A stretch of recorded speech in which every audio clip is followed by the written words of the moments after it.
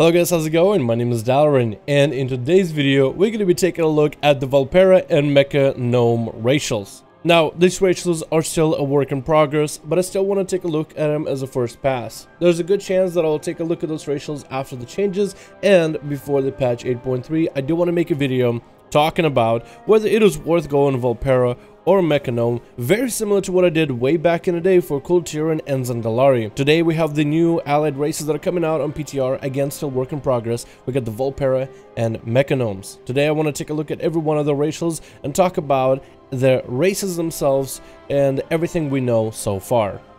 So we're gonna start ourselves off with Vulpera. Vulpera have quite a variety of classes that they can play, from basic warrior to hunter and rogue, but also they have quite a variety of casters, from priest to even shaman, which is I guess not that unthinkable, since they live in the dunes. There's Zandalari who are shamans. There's Sethrag that might teach them how to be a shaman, but also mage and warlock.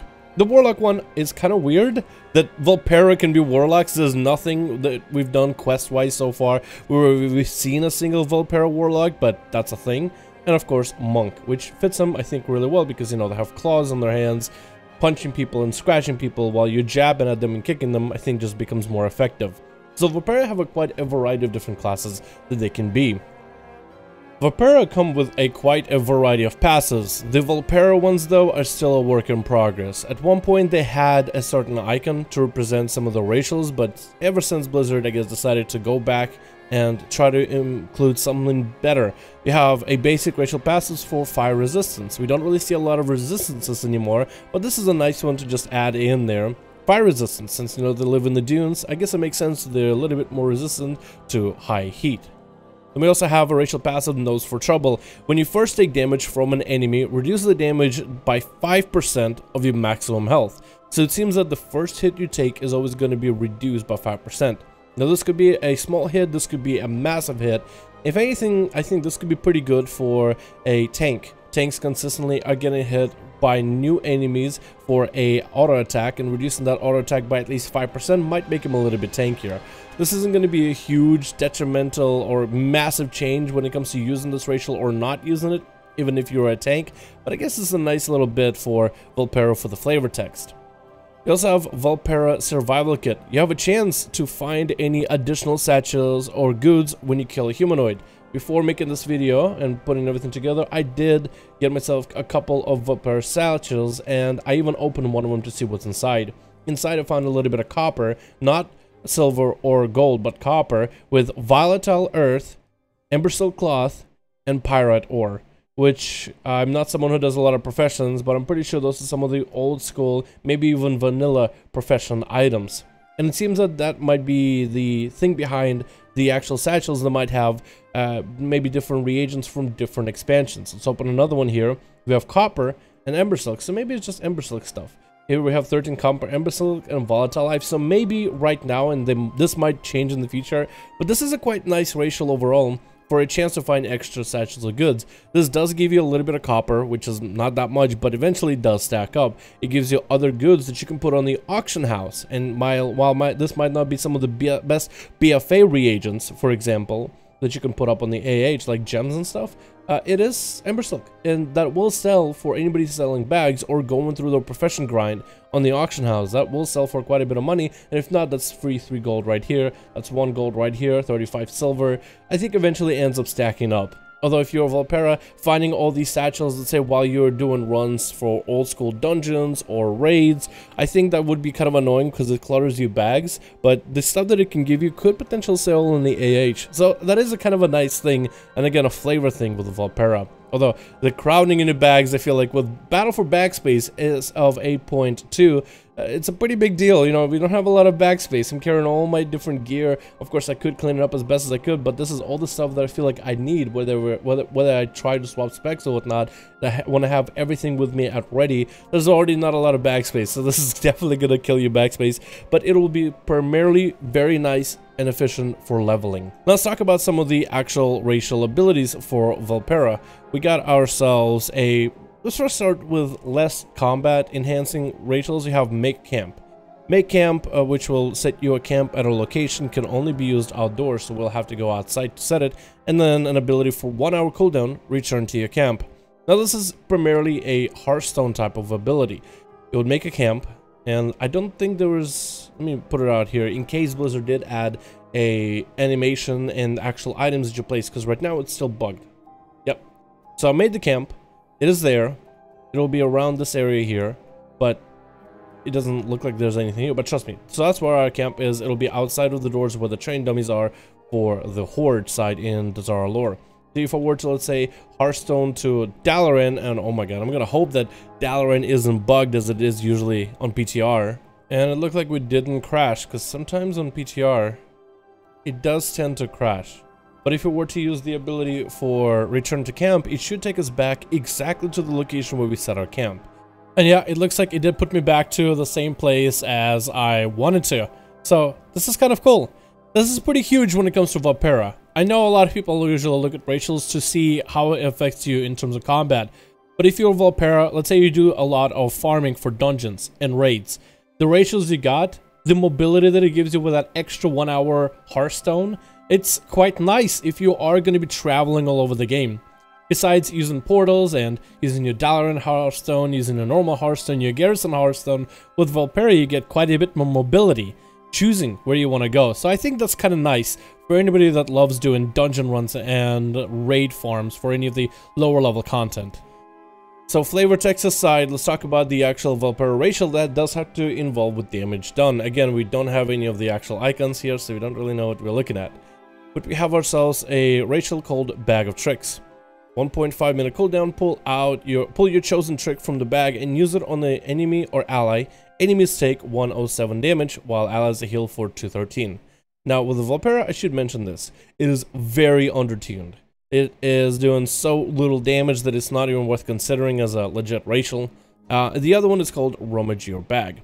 It has a 5 minute cooldown, 5-second cast, change the contents of your bag of tricks. Now, where did you put that and why which means it's still work in progress.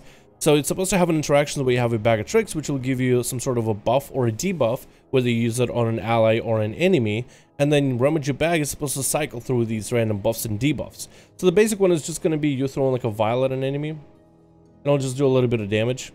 Or you would be using a heal on a friendly, and it will just throw them a heal, like a healing vial.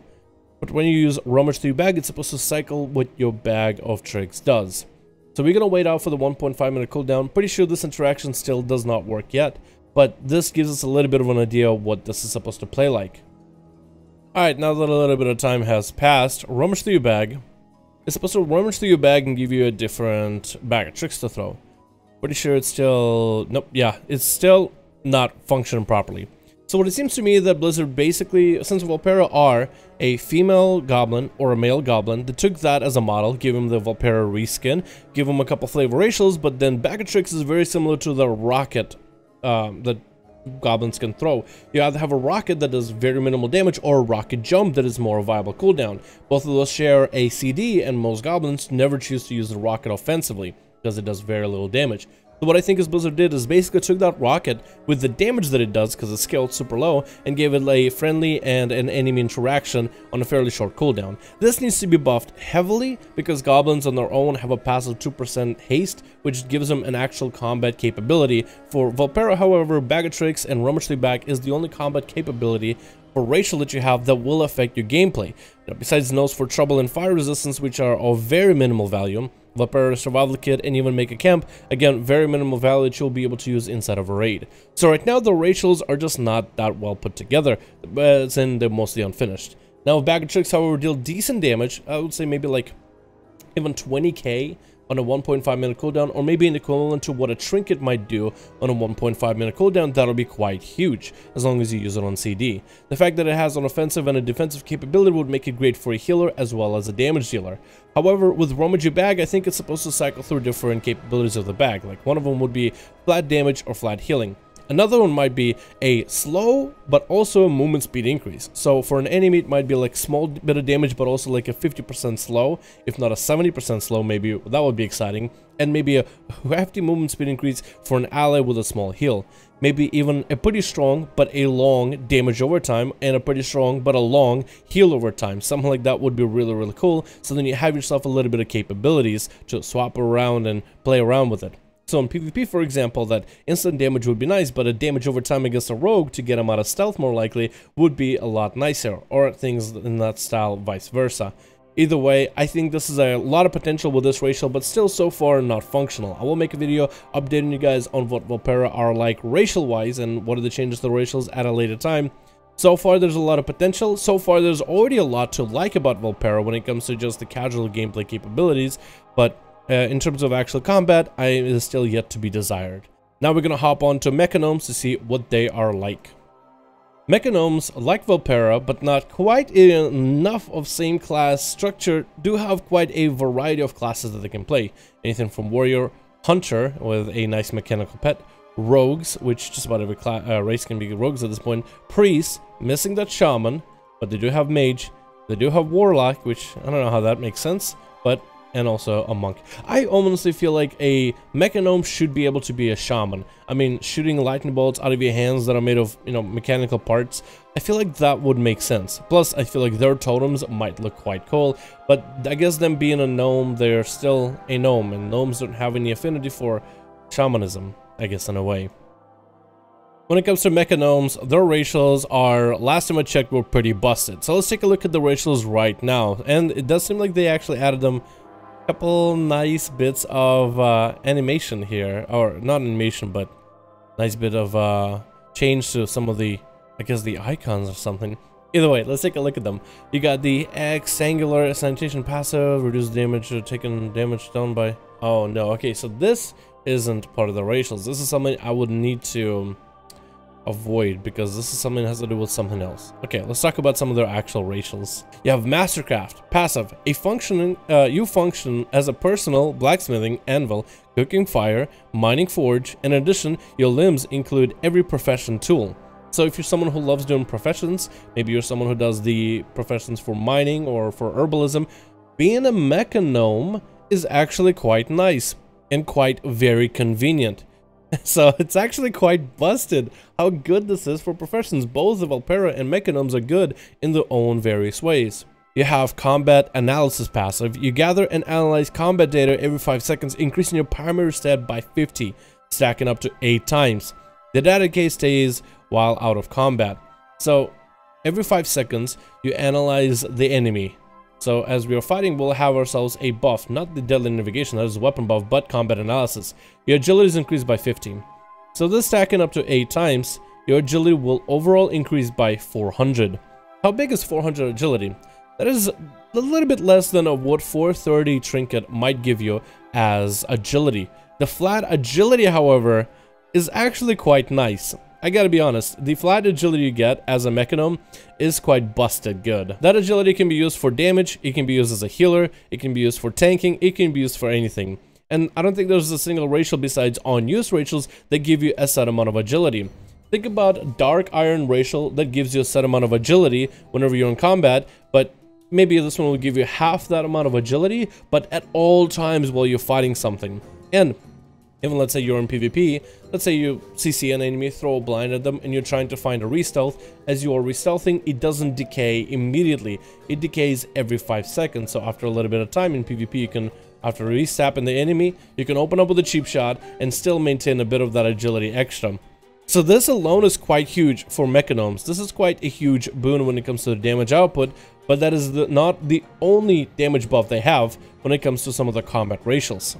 You also have a racial of Rearm. When you fall below 20% health, heal for 20% of your maximum health. This effect cannot occur more than once every 2.5 minutes. So already Blizzard is increasing the cooldown that this passive can happen on. This is a great PvP passive, but also a great PvE passive. Let's say you're doing dungeons and you get hit for 20% of your health, or get dropped below 20%. So hopefully this train dummy will eventually do enough damage to us. We should be getting close to it, and we'll see a debuff here when it happens. Hopefully we don't get killed by it immediately.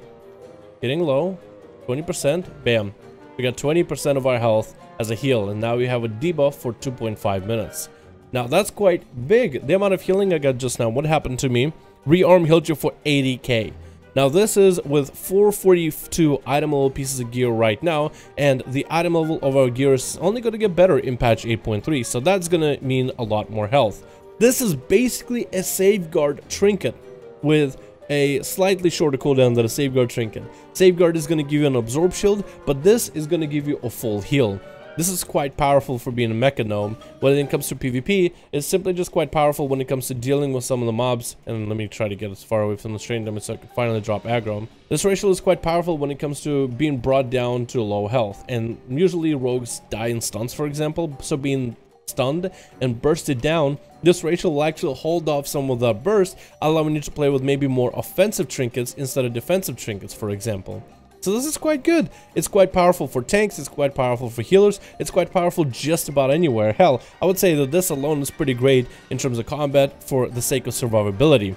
And then we have an on-use racial for Mecha Gnomes, where you summon organic light that duplicates to distract your foes. Summon organic light duplicates. They're supposed to do quite a bit of damage. At least they were doing quite a bit of damage, but here it says they're supposed to distract your foes. So this guy right here has his Mecha Gnomes, and they are beating up on the train dummy, and we can see just how much damage those things do. Because my add-ons are not properly working on PTR right now, we are going to take our combat log, bust out our images, and have them start auto-attacking the train dummy. And we can see just how much damage these guys are doing. And they're doing quite a bit of damage when you think about it. There's only 2 of them, I believe, right? Yeah, there's only 2 of them. They're right there. And they're doing quite a bit of damage, and they're attacking quite fast when it comes to their output. It doesn't actually count them in the combat log, however, but on an add-on like details, this will be quite a bit of damage. And they're staying around, they're sticking around for quite a while. It doesn't even say how long they're supposed to stick around for. And there it is. And they done beating up train dummy. Overall, they ended up doing quite a bit of damage, to be honest. Prior to this, they had a bleed that would stack up, and the bleed would stack up to 98 stacks, where it would overall start dealing 50k tick every few seconds per bleed stack or something like that.